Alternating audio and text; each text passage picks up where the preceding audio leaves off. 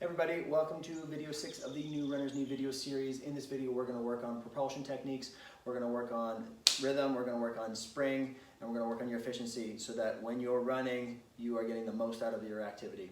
First exercise we're going to do is we're going to go over the kettlebell swing. If you are unfamiliar with the kettlebell swing, I recommend you look at some tutorials. You can go to the tomswalls.com website to look at the hip hinge. But it's important that you have that requisite of a good hip hinge with load before you add ballistics.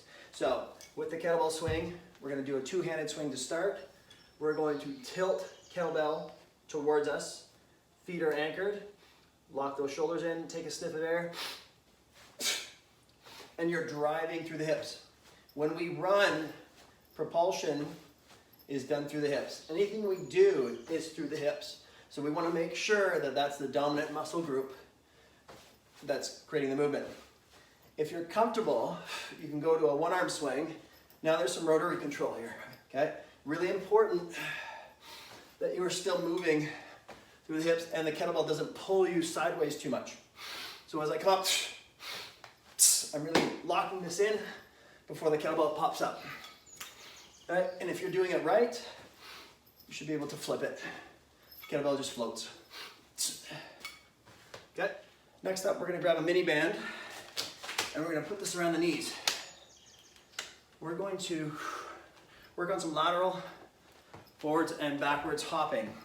Now the point of the band is to expose or exaggerate any weakness that might be occurring when we're in single leg stance during the stance phase of running. So we're just going to do some light lateral hops, toe heel. Okay. Pause, go. Okay. You can speed it up if it looks and feels good. And then we're going to start adding some forwards and backwards. So you go lateral, forward, back. Lateral, forward, back. Okay. We want to use the foot like a spring.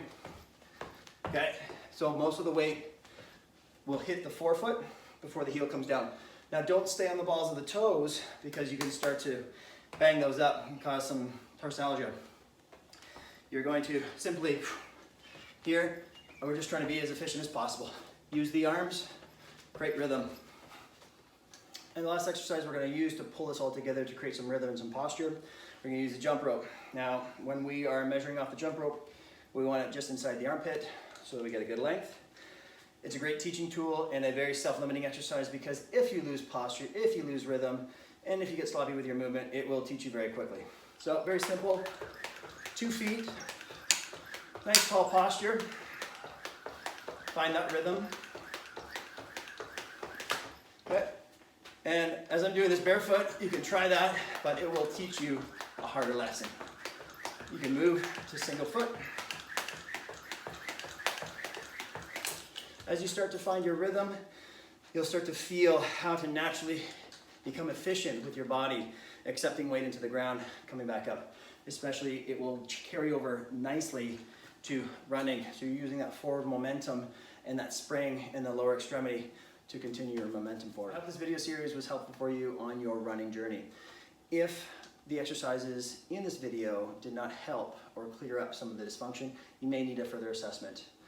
Feel free to message me, reach out to my office. I'd be happy to help you out, do a further assessment, and create something a little bit more specific for you. Take care.